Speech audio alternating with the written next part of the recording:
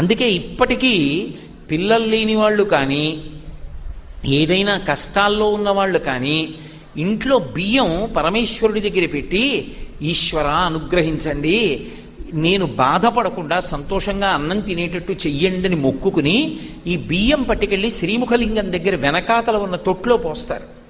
ఇప్పటికీ నేను అబద్ధాలు చెప్పాను అనుకుంటే మీరు ఒకసారి శ్రీముఖలింగం క్షేత్రానికి వెళ్ళి చూడండి.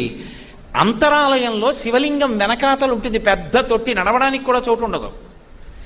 ఆ తొట్టి ఎలా వచ్చిందని అడగండి, అక్కడ ఎవరైనా చెప్తే మంచిదే, లేకపోతే ఇది శ్రీముఖలింగానికి సంబంధించిన విషయం.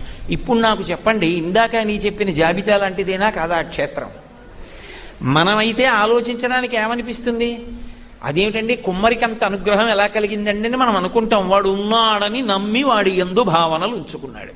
వాడికి బిడ్డలు లేరు, ఆయన్నే అడిగాడు. తొట్టు ఉచ్చుకోవాలి, ఆయన్నే అడిగాడు. పంతానికి పోవాలి,